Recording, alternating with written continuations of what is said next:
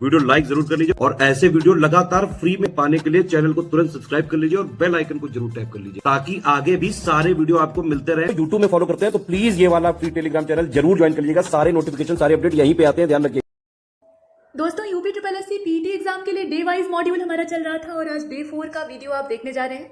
तो डिस्कशन को आगे शुरू करते हैं और जीएस वाला पोर्शन पहले दिया हुआ है, पहले यहीं से शुरुआत होती है, हिंदी वाला हम बाद में देखेंगे। और ये मिक्स मॉड्यूल है, कुछ लोग ये कह रहे हैं कि सब्जेक्ट वाइज, लेकिन ऐसा नहीं है। जैसा आपका एग्जाम में पेपर आएगा ना, बिल्कुल मिक्सचर है, तो उसी टाइप का ये मॉड्यूल भी है। सारी चीज़ें आपको थोड़ी थोड़ी मिलेंगी, तो इससे आपको बोरियत नहीं होगी, आप उबेंगे नहीं। चलिए इसमें बुद्धिज्म को देख लेते हैं। गौतम बुद्ध का बड़ा ही अच्छा चित्र यहाँ बना हुआ है, इन्हें आप देख लें। बायोग्राफी हम इनकी देखेंगे और साथ में टीचिंग्स देखेंगे। पहले टेबुलर फॉर्म में देख लीजिए, यहाँ फाउंडर दिया हुआ है बुद्धिज्म का, तो आप जानते ही हैं जो बैठे हुए हैं गौतम बुद्ध, वही इसके फाउंडर हैं। इनके चाइल्डहुड का नेम था सिद्धार्थ और ये एक क्षत्रिय राजकुमार थे। पिता का सपना ये था कि इनका बेटा चक्रवर्ती राजा बने, मतलब उनसे भी महान शासक बने। और इनके बारे में ये भविष्यवाणी भी थी कि इस बच्चे की दो तरह की डेस्टिनी है, या तो ये चक्रवर्ती राजा बनेगा या फिर सन्यासी बन जाएगा। मतलब अगर मन भटक गया, संसार के जितने भी दुख इत्यादि हैं उनको इसने देख लिया, तो उसके बाद ये घर छोड़ देगा, मतलब घर में टिकेगा ही नहीं और दुनिया को बदल डालेगा, दुनिया को एक नया रास्ता दिखाएगा। और अगर ठहर गया घर में, राजमहल में कुछ समय तक रुक गया, तो उसके बाद ये चक्रवर्ती सम्राट बनेगा, तो वैसे भी ये पूरी दुनिया पर राज करेगा। तो इनके लिए दोनों ही भविष्य काफ़ी अच्छे थे, लेकिन पिता ये चाहते थे कि वो उन्हीं के समान एक अच्छा सम्राट बने। बुद्ध ये नहीं चाहते थे, बुद्ध का दिमाग जो है वो राजमहल में नहीं लगता था और अंत में वो विरक्त होकर निकल जाते हैं। तो आइए शुरू करते हैं। गौतम बुद्ध को आप देख रहे हैं 563 ईसा पूर्व में इनका जन्म हुआ था, मतलब बीसी यानी बिफोर जीसस क्राइस्ट, अर्थात ईसा मसीह के जन्म से 563 साल पहले ये पैदा हुए थे, इसका ये मतलब।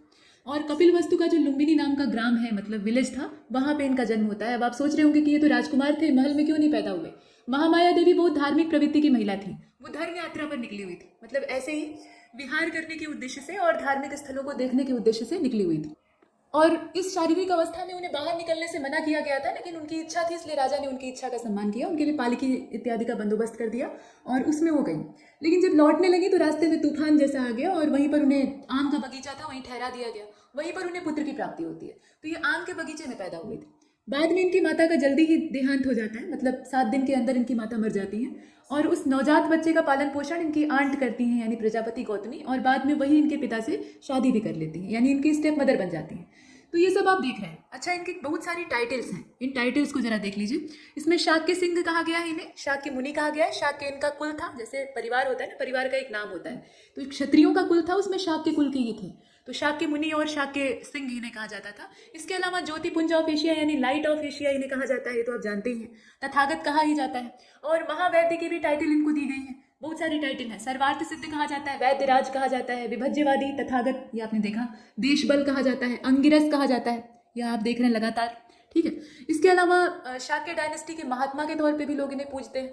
त्रिछत्रधारी, लोकनाथ शास्त्र, ये सारी जो टाइटल है ये गौतम बुद्ध को दी गई। अब गुप्त डायनेस्टी का, या आप कह लीजिए कि गुप्तेरा का जो मानकुवर इंस्क्रिप्शन है, उसमें इन्हें सम्यक संबुद्धा के नाम से प्रोनाउंस किया गया है, संबोधित किया गया है। साथ में इन्हें स्वमत विरुद्धा भी कहा गया है। ये अपनी ही बात से कभी कभी नकार जाते थे, मतलब उसका विरोध कर डालते थे। पहले जो इन्होंने कहा है उसका उल्टा भी बोल देते थे। लगातार ये चिंतन करते थे, मतलब ध्यान लगाकर बैठे रहते थे। तो अपनी ही फिलॉसफी में इन्हें अगर कहीं गड़बड़ी दिखाई देती थी तो उसको सुधार लेते थे, सुधार करके उसका विरोध भी अगर करना पड़े तो लोगों को समझाते थे। तो ये आपने देखा। आगे चलते हैं। शुद्धोधन इनके पिता का नाम था, वो तो आप जानते ही हैं। और महामाया देवी यानी माया देवी वही कहा जाता है, इनकी माता थी। और इनके पालन पोषण का काम वही प्रजापति गौतमी ने किया था। तो ये सारी चीज़ें आप जान रहे हैं। यशोधरा नाम की सुंदर राजकुमारी, काफ़ी खूबसूरत थी यशोधरा, और बहुत ही अच्छे मन वाली भी थी। जितना इनका चेहरा सुंदर था, शरीर सुंदर था, उतना ही इनका हृदय भी सुंदर था। बल्कि ये कहना चाहिए कि गौतम बुद्ध से ज़्यादा त्याग की भावना यशोधरा में थी। और इन्हें कापिलाइनी भी कहा जाता है। और ये यहाँ आप देखिए, ये भी शाक्य डायनेस्टी से ही बिलोंग करती थी। सुप्रबुद्ध नाम के व्यक्ति की ये पुत्री थी, जो कि शाक्य कुल से ही संबंधित थे, सरदार थे उसमें। और ये आपने देखा, इनके पुत्र का नाम राहुल था। जब पुत्र का जन्म होता है 29 वर्ष की अवस्था में इन्हें पुत्र की प्राप्ति होती है, तो अपनी पत्नी और पुत्र को उसी रात ये सोता हुआ छोड़कर घर से निकल जाते हैं। इनका मन तो पहले ही घर में नहीं लग रहा था। यशोधरा का मोह और उनकी सुंदरता इन्हें बांधे रखती है कुछ समय तक, लेकिन बाद में जब ये संसार के दुखों को देखते हैं, मतलब डेड बॉडी देख लेते हैं, बीमार आदमी देख लेते हैं, बूढ़ा आदमी देख लेते हैं, तो इन्हें मालूम होता है कि दुनिया तो दुखों से भरी हुई है। यशोधरा और मैं भी बूढ़ा हो जाऊंगा, यशोधरा भी बूढ़ी हो जाएगी, सबको बीमारियां पकड़ेंगी, सब मरेंगे। तो इन्हें बड़ा कष्ट होता है कि असली रास्ता क्या है खुशी का। तो ये निकल पड़ते हैं। और जब पुत्र का जन्म हो जाता है तो इन्हें ऐसा महसूस होता है कि अब अगर घर नहीं छोड़ा तो फिर पुत्र का मोह भी हमें बांध लेगा और हम बाहर नहीं जा पाएंगे, फंस जाएंगे। तो इसीलिए उस रात ये निकल जाते हैं।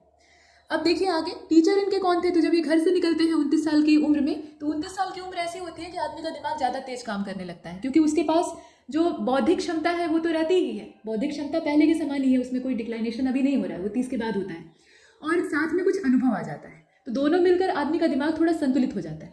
ठीक, 20 साल के नवयुवक की तुलना में एक 30 साल का जो मध्य युवावस्था का व्यक्ति है वो ज़्यादा कारगर होता है, क्योंकि उसके पास थोड़ा सा एक्सपीरियंस भी है और नॉलेज भी अभी है।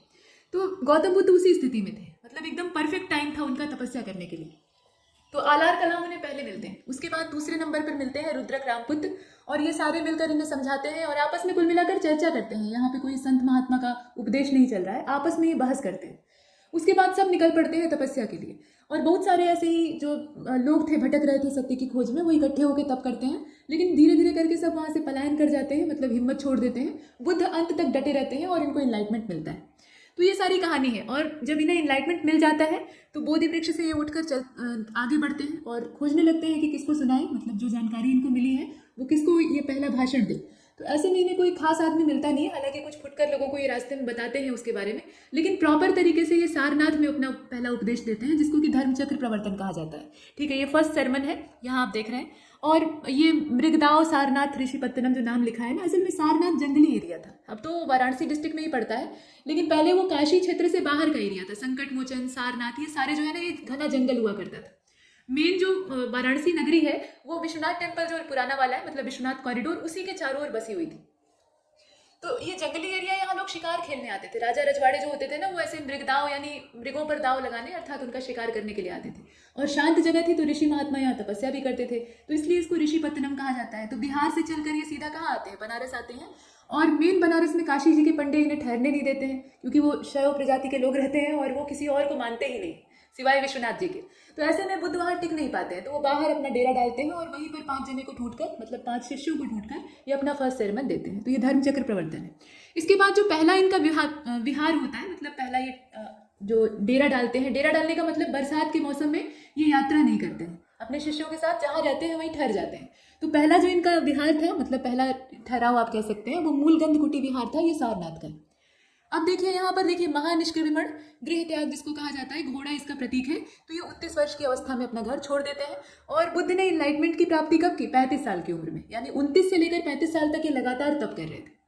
और तप करने का जो अंतिम चरण था, वहाँ पे एकदम से ये शारीरिक रूप से बेकार हो जाते हैं, क्योंकि खाना पीना छोड़ दिया था।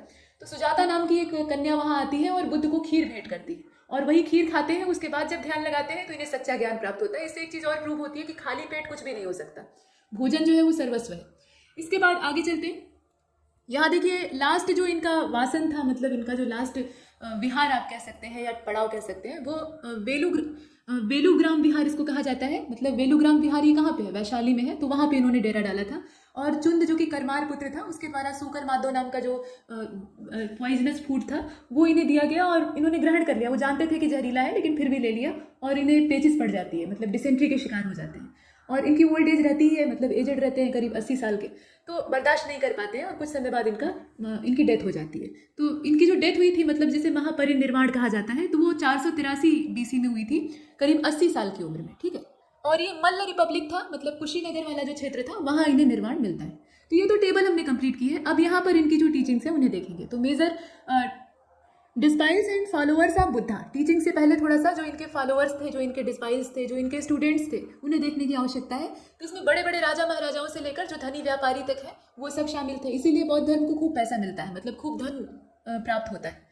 जो राजसी सहयोग है वो बौद्ध धर्म को बहुत ज़्यादा मिलता है, और इसी का फायदा इसे मिलता है कि इसका प्रोपेगेशन और तेज रफ्तार में होता है। तो यहाँ आप देख रहे हैं कि महाकश्यप, महाकचायन, इस तरह के लोग जो हैं इनके शिष्य बनते हैं। सारीपुत्र हैं, मौदगलायन हैं, इसके अलावा अनिरुद्ध आप देख रहे हैं, आनंद जो है वो सबसे प्रिय चेले थे इनके।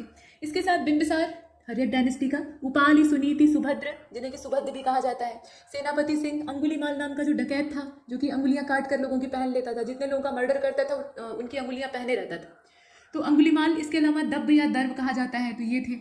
और चुंद, ये करमार पुत्र, मतलब इन्हीं के द्वारा सूकर माधव गिफ्ट किया गया था, और बाद में इन्हीं को बुद्ध उपदेश देते हैं। साथ में छन्न और कोटपति, अनाथ पिंडक बहुत बड़ा व्यापारी था, जीवक और अजातशत्रु को आप जानते ही हैं। तो ये सारे क्या है, ये इनके डिस्पाइल है या फिर इनके फॉलोअर हैं। आगे बढ़ते हैं। अब यहाँ पे प्रोमिनिएंट वुमेन फॉलोअर्स को देख लीजिए। अब देखिए बुद्धिज्म जो है वो वुमेन्स के शुरुआत में खिलाफ था, मतलब इनका ऐसा मानना था, बुद्ध का ऐसा मानना था कि अगर जो बौद्ध संघ है उसके अंदर हमने वुमेन्स को एंट्री दे दी तो बुराइयां ही बुराइयां फैल जाएंगी, सारे जो भिक्षु हैं वो वासना के शिकार हो जाएंगे और बौद्ध धर्म समाप्त हो जाएगा। तो ऐसे में मान्यता, मतलब जो महिलाएं हैं उन्हें प्रवेश की मान्यता नहीं मिलती है। तो इनकी जो स्टेप मदर थी, मतलब मौसी जी, वो इनसे रिक्वेस्ट करती हैं कि उन्हें परमिशन दी जाए कि वो बौद्ध संघ में आके शामिल हो जाएं, लेकिन बुद्ध नहीं मानते हैं। अंत में क्या होता है कि जो इनके शिष्य हैं आनंद, वो इनसे कहते हैं कि भाई अगर आप महिलाओं को शामिल नहीं करिएगा तो आप संसार से कट जाइएगा, क्योंकि ये जो आधी आबादी है ये बहुत ज़्यादा पावरफुल है। अगर आप एक औरत यानी एक महिला को शामिल करते हैं अपने संघ में तो उसका पूरा परिवार देर सवेर आपका शिष्य बन जाएगा। ये है ना, क्योंकि महिला से पूरा परिवार जो है वो जुड़ा हुआ होता है। अगर वो जाएगी तो उसके पीछे पीछे सब धीरे धीरे आ जाएंगे। तो ये फायदेमंद है, मतलब जो हमारा रिलीजन है उसके प्रोपेगेशन के लिए ज़रूरी है। तो बुद्ध मान जाते हैं और उसके बाद एंट्री देते हैं। तो उन्होंने ये भी कहा था कि अब जो 1000 साल तक हमें चलना था, 500 साल या 100 साल तक हम चल पाएंगे। चलिए अब आगे चलते हैं। इसमें महिलाओं के नाम देख लीजिए। अच्छा, इसमें महाप्रजापति गौतमी ये पहले, सबसे पहले यही आती हैं, और उसके बाद नंदा, यशोधरा, इनकी पत्नी भी इनकी शिष्य बन जाती हैं, विशाखा, मल्लिका, क्षीमा और सुप्रवासा। आम्रपाली जो कि नगरवधु थी, गणिका थी, वो यहाँ पर इनका शिष्यत्व स्वीकार करती है। इसके अलावा वजीरा, धर्मदीना थेरी थी, ये बौद्ध धर्म से संबंधित जो गीत है वो गाया करती थी। इसके अलावा पथचारा, इस तरह की बहुत सारी महिलाएं, पटाचारा या पथचारा इन्हें कहा जाता है। अब यहाँ नीचे जो टेबल बनी हुई है उसमें इनके जीवन से संबंधित जो सिंबल्स हैं, मतलब इनकी पूरी लाइफ से रिलेटेड है, उन्हें हम देखेंगे। और इसमें इवेंट्स दिए हुए हैं, यहाँ आप देख रहे हैं इवेंट्स दिए हुए हैं और सिंबल दिए हुए हैं। तो बर्थ का जो सिंबल है वो लोटस है और सांड है। इसके अलावा ग्रेट डिपार्चर, यानी जो महाप्रस्थान ये करते हैं, घर छोड़ देते हैं, तो उसका प्रतीक है हॉर्स, जो कि तेज रफ्तार में अपनी डेस्टिनेशन की ओर भागता है। इसके अलावा इनलाइटमेंट का जो प्रतीक है वो बोधि वृक्ष है। बोधि वृक्ष माने पीपल का पेड़। ध्यान दीजिएगा, बोधि वृक्ष के नाम पे लोग बरगद और पीपल में कंफ्यूज हो जाते हैं, लेकिन ये पीपल का पेड़। और जो मेन या ओरिजिनल कहा जाए कि बोधि वृक्ष था, उसे तो काट दिया गया, बहुत बार वो हमलों का शिकार हो गया, लेकिन अभी जो बोधि वृक्ष आप देखते हैं लगा हुआ, वो उसी का वंशज है, उसी का सक्सेसर है। अब इसके बाद निर्वाण की जो प्राप्ति है उसका प्रतीक है फुटमार्क, पदचिन्ह। यूथ, मतलब इनकी युवावस्था, जवानी का प्रतीक है बुल। इनकी जो प्रॉस्पेरिटी है उसका सिंबल है लायन। और फर्स्ट सेरेमन का जो सिंबल है वो चक्र है, धर्म चक्र। डेथ का सिंबल है स्तूप। ये आपने देखा। अभी यहाँ पर ऑफिशियल्स के नाम दे रखे हैं कुछ, यहाँ बुद्धिस्ट जो संघ होता था, यूनियन होता था, उससे जुड़े हुए ऑफिशियल्स हैं। तो पहला जो ऑफिशियल है वो है नवकाम्बिक, official related to construction and architecture. अब आप समझ रहे हैं इसका क्षेत्र क्या होता था। सिंपल है, इसमें सिर्फ फैक्ट है, आपको रटना है। भंडारकारिक जो होता था ये फूड और ड्रिंक प्रोविजन जो स्टफ होता था उससे बिलोंग करता था, मतलब उसका टोटल मैनेजमेंट देखता था। कप्पिकारक जो था वो रिलेट करता था सेल और परचेज ऑफ गुड्स। तो जो बुद्धिज्म का या बुद्धिस्ट यूनियन था उसके अंदर पूरा एक कुल या एक कुनबा रहता था, एक गाँव आप कह सकते हैं। और उसके अंदर वो सारी चीज़ें होती थी जो मनुष्यों के साथ होती हैं, मतलब ऐसा नहीं कि कुछ अलग चीज़ें होती थी, बस ये है कि ये त्याग के साथ अपने जीवन का यापन करते थे। सारी चीज़ों का जो भोग विलास के साधन थे उनका त्याग कर देते थे, आवश्यकता से अधिक कुछ भी अपने पास नहीं रखते थे। तो इस तरह का इनका जीवन था। तो खाने पीने की ज़रूरत इनकी भी थी। तो फूड का जो पूरा सिद्धांत है या आप कह लीजिए मैनेजमेंट है, उसको भंडारकारिक देखता था। कप्पिकारक जो था वो सेल परचेज वाला काम देखता था। चीवर क्या होता था, तो चीवर जो है वो गारमेंट होता है, और चीवराध्यक्ष जो होता था ना वो गारमेंट स्टोर का मुखिया होता था, मतलब उसका मैनेजमेंट देखता था। चीवर इनके वस्त्र को कहा जाता था। इसके बाद आर्मिक को देख रहे हैं आप, तो ये इंटरटेनमेंट और जो लीजर रिलेटेड ऑफिसर है उसके तौर पे इन्हें देखा जाता है। इस तरीके से ये ऑफिशियल है जो कि बुद्धिस्ट यूनियन से बिलोंग करते थे। आगे बढ़ते हैं। अब यहाँ देखें आप, जो काउंसिल्स हैं वो दे रखी हैं। बुद्ध की जब डेथ होती है तो उसके बाद बुद्धिज्म या पूरा जो बुद्धिज्म का यूनियन था उसके अंदर फूट पड़ने लगती है। लोग आपस में ही मतभेद पैदा कर लेते हैं, झगड़ा लड़ाई शुरू हो जाता है। तो उसको सुलझाने के लिए और जितने भी बुद्धिस्ट टेक्स्ट थे उसको कलेक्ट करने के लिए, उनका पूरा कंपाइलेशन करने के पर्पज से ये जो काउंसिल्स हैं ये ऑर्गेनाइज की जाती है। तो पहली वाली जो काउंसिल है वो 483 BC में होती है, राजगीर में। ठीक है, यहाँ राहगीर दिया हुआ है, वो राजगीर होगा। और महाकश्यप इसके अध्यक्ष होते हैं। अजातशत्रु उस समय हर्यक डायनेस्टी का जो है वो इसका रूलर, मतलब उस समय शासक के तौर पे होता है। और सेकेंड जो बुद्धिस्ट काउंसिल है वो 383 BC में होती है, वैशाली में होती है। सबाकामी इसके चेयरमैन यानी अध्यक्ष होते हैं। कालाशोक जो कि शिशुनाग डायनेस्टी का है वो उस समय रूलर होता है। थर्ड वाली बुद्धिस्ट काउंसिल ये अशोक के समय में हुई थी। बताना नहीं यहाँ होगा कि ये मौर्य एम्पायर से बिलोंग करते हैं। और मोगली बुद्धिस्ट इसके चेयरमैन थे। पाटलिपुत्र इसका क्षेत्र था, पटना। 250 BC इसका टाइम है, ध्यान दीजिएगा। इसके बाद जो चौथी वाली है ना, वहीं पर जाकर सब किया धरा बेकार हो जाता है। मतलब बुद्धिज्म को जोड़ने की पूरी कोशिशें यहाँ एकदम से बेकार हो जाती हैं और वो दो टुकड़े में, मतलब दो अलग अलग सेक्ट में डिवाइड हो जाता है। इसमें जो प्राचीन या ये कहा जाए कि एकदम एक ढर्रे के सिद्धांतों पर चलने वाले लोग थे, जो कि परंपरावादी थे, तो उनको कहा गया हीनयानी। और जो लेटेस्ट मॉडर्न सोच वाले लोग थे, नई सोच को रखते थे, इनोवेटिव सोच को रखते थे, तो वो महायानी खुद को कहने लगे, मतलब वो महायान शाखा के तौर पे अलग हो गए।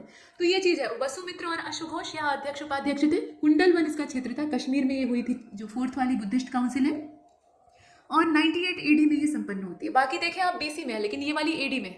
कनिष्क इस समय शासक था, ठीक है। इस समय कुषाण डायनेस्टी का रूल चल रहा था, और कुषाण डायनेस्टी का रूलर जो सबसे पावरफुल रूलर है कनिष्क, वो यहाँ पे शासक बनता है, और बाद में वो महायान सेक्ट को अडॉप्ट कर लेता है। अब यहाँ देखिए कि जो 4 नोबेल ट्रुथ है वो दे रखे हैं, कौन कौन से हैं। तो दुख है, दुख समुदाय है, दुख निरोध है, और दुख निरोध गामिनी प्रतिपदा है। मतलब दुख है, दुख की वजह है, फिर दुख का निरोध कैसे करना है, यानी उसे रोकना कैसे है, और उसके लिए कौन सा रास्ता पकड़ना है, तो वो प्रतिपदा हम देख रहे हैं। इसके अलावा 8 फोल्ड पाथ्स भी हैं। ये तो हमने जो नोबेल ट्रुथ है उनको देखा। 8 फोल्ड पाथ्स जो है वो कौन कौन से हैं, तो इसमें जो प्रैक्टिसेस हैं, राइट व्यू है, मतलब सम्यक दर्शन ऐसे कहा जाता है। फिलहाल यहाँ पे आप अंग्रेजी में देख रहे हैं। तो राइट व्यू है, राइट रिजॉल्व है, राइट स्पीच है, राइट कंडक्ट है, राइट लिवलीहुड है, ध्यान दीजिएगा, राइट एफोर्ट है, राइट माइंडफुलनेस है, और राइट समाधि है, सम्यक समाधि जिसको कहते हैं। तो इस तरीके से ये 8 फोल्ड पाथ है, और कहा जाता है कि अगर इनके रास्ते पर कोई चलता है तो निश्चित रूप से वो निर्वाण की प्राप्ति कर लेगा, जीते जी। अब देखिए त्रिरत्न कौन कौन से हैं। तो बुद्ध एक खुद रत्न है, उसके अलावा उनका धम्म है, और तीसरा संघ है। स्तूप जो है वो 4 वैरायटी के होते हैं। स्तूप जो है वो मृत्यु का प्रतीक है, मतलब अंत का प्रतीक है। तो इसमें भी 4 वैरायटी होती है, और पहला जो स्तूप होता है वो शारीरिक होता है, बॉडी स्तूप आप कह सकते हैं। उसमें जो बड़े बड़े बुद्धिज्म के महात्मा लोग होते हैं, उनके अवशेषों को, मतलब उनकी जो बोन्स या उनकी जो एशेज होती हैं, मतलब रिमेनिंग पार्ट्स जो बॉडी के होते हैं, उसको स्टोर करके रखा जाता है। तो ये समाधि होती है, मतलब शारीरिक स्तूप होते हैं। इसके अलावा पारिभौगिक स्तूप होता है, उद्देश्य का स्तूप होता है, ऑब्जेक्टिव स्तूप जिसे कहा जाता है, और पूजार्थक यानी वर्शिपिंग के पर्पज से बनाए जाने वाले स्तूप भी होते हैं। और कहा जाता है कि जो इंपीरियर अशोक थे, उनके ज़माने में 84,000 स्तूपों का कंस्ट्रक्शन करवाया जाता है। बाद में बहुत सारे तो ध्वस्त कर दिए जाते हैं। अब बुद्धिस्ट लिटरेचर की अगर बात करें, तो मेन जो लिटरेचर है, वैसे तो कई सारे ग्रंथ लिखे गए हैं, लेकिन मेन जो लिटरेचर है उसको त्रिपिटक कहा जाता है। पिटक का मतलब होता है पिटारा, ठीक है, और त्रि मतलब 3। ये पाली लैंग्वेज में लिखे गए हैं। ध्यान दीजिएगा, इनकी जो लैंग्वेज है ना त्रिपिटक की, वो पाली है। अब त्रिपिटक कौन कौन से हैं, तो विनय पिटक है, यहाँ आप देख ही रहे हैं मोटे अक्षरों में, और जब जानते भी होंगे, सब बेसिक चीज़ें हैं। विनय पिटक है, सुत्त पिटक है, और अभिधम्म पिटक है। महत्वपूर्ण ये है कि ये रिलेट किससे करते हैं, मतलब इनका संबंध किससे है, किस पिटक में क्या चीज़ दी हुई है। तो सुत्त पिटक जो है ये पूरी तरह से सेइंग्स और टीचिंग्स है बुद्ध की, मतलब टोटल टीचिंग्स से भरा हुआ है, उपदेशों से भरा हुआ है। विनय पिटक किस संबंधित है, यहाँ आप देख रहे हैं दूसरे वाले को। तो विनय पिटक जो है इसमें रूल्स दिए हुए हैं, rules to be observe by member of Sangha. Sangha में जो मेंबर्स हैं उनके लिए नियम कायदे हैं, कौन से अनुशासन का पालन उनको करना चाहिए। और अभिधम्म पिटक टोटल फिलॉसफी है, जैसे हमारा वैदिक दर्शन है उसी प्रकार से ये बुद्धिज्म की फिलॉसफी है, और पूरी तरह से फिलोसफिकल जो एक्सपोजिशन है वो इसमें दिखाई देता है। धम्म के बारे में, दर्शन की बात की जा रही है। एंशियंट टाइम में कुछ और बातें यहाँ कही गई, जैसे कि यहाँ बुद्धिज्म के लर्निंग सेंटर्स अगर देखें तो नालंदा, वल्लभी और विक्रमशिला, ये 3 बुद्धिस्ट टीचिंग जो थी उनके लर्निंग सेंटर के तौर पे डेवलप हुए थे। बहुत सारे यहाँ पे जो टेक्स्ट हैं या बुक्स हैं वो स्टोर करके रखी जाती है, बड़ी बड़ी लाइब्रेरी होती है। और Nalanda was the main centre of teaching. Nalanda Mahavihara जो था वो मेन सेंटर हुआ करता था महायान बुद्धिज्म का, और महायान बुद्धिज्म ही बाद में ज़्यादा फैलता भी है। जो हीनयानी थे वो तो पिछड़ जाते हैं, क्योंकि वो एक लकीर के फकीर होते हैं, और जिस रास्ते पर बुद्ध ने उन्हें चलने के लिए कहा था उससे जरा भी ये समझौता नहीं करते हैं। जबकि समय के साथ जो उद्देश्य है वो बदलते रहते हैं, तो समय के साथ थोड़ा परिवर्तन आवश्यक होता है। इस चीज़ को महायानी लोग जानते हैं, और वो इसी रास्ते पर चलते हैं, मतलब कुछ अपने भी दिमाग से काम लेते हैं। जो लेटेस्ट चीज़ें हैं, जो इनोवेटिव चीज़ें हैं, उसको ये एक्सेप्ट करते हैं। तो महायानी बुद्धिज्म जो था उसका मेन सेंटर, उसकी जो टीचिंग का मेन सेंटर था वो नालंदा महाविहार था, बड़ा लोकप्रिय था। वल्लभी जो था वो हीनयान बुद्धिज्म का केंद्र हुआ करता था। विक्रमशिला महाविहार की फाउंडेशन रखने वाले पाल किंग थे, धर्मपाल, ठीक है, ये पाल किंग थे, और इनका नाम क्या था, धर्मपाल था। First of all Kumaragupta first gave donation to Nalanda Buddhist monastery. ये ध्यान दीजिएगा, कुमारगुप्त फर्स्ट है ये। और Nava Nalanda Mahavihara is a modern centre of Buddhist study which was established by government of Bihar in year 1951 at Nalanda. मध्यकाल जब आता है ना, मिडिवल टाइम पीरियड, तो उस समय जो बाहरी इन्वेशन होते हैं उसमें जो बुद्धिज्म के टीचिंग सेंटर थे तबाह हो जाते हैं। आप देखते हैं कि कुतुबुद्दीन ऐबक आता है, और उसके साथ उसका सेनापति आता है, सेनापति कम नौकर आता है, बख्तियार खिलजी, और वो निहायत ही अनपढ़ और बेवकूफ़ आदमी था, जो कि पूरी लाइब्रेरी को आग लगा देता है। मतलब इतनी मूल्यवान किताबें वहाँ पर स्टोर करके रखी हुई थी, और उनकी प्रतियों को ऐसे ही जमीन पर फेंक कर होलिका जलवा देता है उनकी, जो कि बड़ी मेहनत से कलेक्ट की गई थी और हाथ से लिखी हुई पांडुलिपियाँ थी, मतलब उनको तैयार करने में भी वर्षों लगे थे। और ऐसा कोई मूर्ख आदमी ही कर सकता है जिसने कि कभी किताबों की शक्ल न देखी हो। तो वो आग लगवा देता है, पूरा जलकर नष्ट हो जाता है। बाद में उसको रीडेवलप करवाया बिहार गवर्नमेंट ने, ये अच्छा प्रयास था 1951 में। नव नालंदा महाविहार है, ये आपने देखा। अब इसके बाद वन लाइनर फैक्ट को देखिए। King Bimbisara of Magadha built a mahavihara named Veluvan, ठीक है, बेलुबन नाम का महाविहार इन्होंने बनवाया था as a resident of Buddha. अच्छा, विहार क्यों बनते थे? जब मठ थे ही, बुद्धिज्म के मठ हुआ करते थे, यूनियन हुआ करती थी, तो फिर बिहारों की क्यों आवश्यकता पड़ गई? ये इसलिए होते थे ताकि बरसात के मौसम में जो बुद्धिज्म से जुड़े हुए लोग हैं, जो कि ट्रेवल करते रहते हैं लगातार अपने धर्म के प्रोपेगेशन के लिए, तो वो वहाँ पे स्टे हो सके, मतलब ठहर सके कुल मिलाकर। क्योंकि 4 महीने जो बरसात के होते थे, जो कि सावन भादो और पीछे आप देखते हैं कि जो ज्येष्ठ का महीना होता है उसके आधे पर से बरसात शुरू हो जाती है। तो जून से लेकर आप देखते हैं ना कि अक्टूबर का शुरुआती हफ्ता वहाँ तक बरसात होती है। तो उतने समय तक बुद्ध कहीं यात्रा नहीं करते थे। वैसे देखा जाए तो इनकी बॉडी बड़ी मजबूत थी और ये काफ़ी हट्टी कट्टे थे, क्योंकि क्षत्रिय राजकुमार थे और बचपन में इन्होंने अच्छा खासा कसरत वगैरह किया था, भोजन पानी अच्छा मिला था। और जिस क्लाइमेट के ये थे, वहाँ के लोग, पहाड़ी लोग, बड़े मजबूत होते हैं, ठीक है, उनकी बॉडी बड़ी मजबूत होती है। तो ये रोगी नहीं थे, मतलब एकदम निरोग काया के थे। तो एक एक दिन में 20-20 किलोमीटर ये ट्रेवल कर लेते थे बिना थके और बिना रुके, और पीछे पीछे इनके शिष्यों की पूरी टोली रहती थी। लेकिन बरसात वाले मौसम में दिक्कत ये होती थी कि रिजर्वायर और डैम पहले के समय में होते नहीं थे, मतलब टेम्पररी होते थे। तो आने जाने के लिए रूट जो है वो पूरी तरह से ब्लॉक हो जाता था, कहीं बाढ़ आ गई है, कहीं कुछ है, मतलब समस्याएं होती थी। तो ये जहाँ रहते थे वहीं पर ठहर जाते थे और वहीं पर लोगों को जुटाकर उपदेश देते थे। तो ऐसा होता था। तो उसके लिए विहार बनाए जाते थे 4 महीने के लिए। अच्छा, अब आगे देखते हैं। यहाँ देखिए कि जो धम्मपद नाम का टेक्स्ट है, ये असल में बुक है, इसको बुद्धिज्म की गीता कहा जाता है। अब गीता में क्या है? फिलॉसफी है टोटल। भगवान कृष्ण जो है वो अर्जुन को जो सरमन दे रहे हैं, उपदेश दे रहे हैं, उसमें टोटल फिलॉसफी ही तो है। तो वही चीज़ यहाँ धम्मपद में भी आपको दिखाई देती है। और जितने भी बौद्ध बुद्धिज्म की फिलॉसफी से रिलेटेड प्रिंसिपल्स हैं, उनका यहाँ पे पूरा डिस्क्रिप्शन आपको मिलेगा। डॉक्टर भंडारकर ने सबसे पहले ये बताया था कि अशोक जो है वो धम्म प्रिंसिपल को, अशोक का जो धम्म प्रिंसिपल है, मतलब अशोक का धम्म थोड़ा अलग था, बुद्ध के धम्म से थोड़ा डिफरेंट था। वजह यह है कि बुद्ध अपना राजपाट छोड़ कर आए थे और अशोक जो थे वो अपने राजमहल में रहकर बुद्धिज्म को फॉलो कर रहे थे। तो उन्हें दोनों लेकर चलना था, मतलब अपनी प्रजा को भी लेकर चलना था और साथ में धम्म को भी पालन करना था। तो उन्होंने अपने धम्म को थोड़ा मॉडिफाइड किया। तो अशोक का जो धम्म है, उसके जो प्रिंसिपल है वो राहुलोवाद सूत्र में वर्णित है। ये राहुलवाद सूत्र जो है ये असल में किताब है और इसमें गौतम बुद्ध के पुत्र राहुल प्रश्न करते हैं और उसका उत्तर उन्हें दिया जाता है। तो ये चीज़ है। इसके साथ आप देखें, यहाँ पर आपने देखा, और इसके साथ यहाँ अन्य किताबों के भी नाम हैं। जैसे आप देखिए विमानवत्थु, ये विमानवत्थु नाम का जो टेक्स्ट है, इसमें जितने भी स्वर्गीय सुख होते हैं, मतलब पूरी हेवनली जो फिलॉसफी होती है वो इसमें दिखाई देती है। और अशोक के दिव्य नाटक भी इसमें दिखाई देते हैं। तो ऐसी बहुत सारी चीज़ें हैं। आर्य मंजूश्री मूल कल्प, ये भी एक टेक्स्ट है, बुद्धिज्म का ही है, महायान सेक्ट से बिलोंग करता है और 9th सेंचुरी में इसको लिखा गया था। राहुल सांकृत्यायन, जो कि बहुत ही घुमक्कड़ आदमी थे, बहुत प्रसिद्ध साहित्यकार थे और घूमते रहते थे। अपनी जितनी भी जिज्ञासाएं थी, जो भी वो जानना चाहते थे, उसको शांत करने के लिए एक स्थान से दूसरे स्थान, और इन्हें किताबों का बड़ा शौक था। तो ये बहुत दुर्लभ किताबों की जो स्क्रिप्ट होती है उसको इकट्ठा करके ले आते थे। तो ये गए थे तिब्बत और वहाँ से इकट्ठा करके ले आए थे आर्य मंजूश्री मूल कल्प का मेन स्क्रिप्ट, मतलब उसकी जो मुख्य पांडुलिपि होती है। बाद में उसी का ट्रांसलेशन होता है इंग्लिश में और केपी जायसवाल इसका ट्रांसलेशन करते हैं, ठीक है, इसको इंग्लिश में ट्रांसलेट करते हैं और गणपति शास्त्री ये 1925 में इसको पब्लिश करते हैं। तो इस तरह से ये किताब के तौर पे सामने आता है, मतलब इसे प्रॉपर एक शक्ल प्राप्त हो जाती है, क्योंकि पांडुलिपियाँ जो है उनके तबाह होने का खतरा ज़्यादा होता है।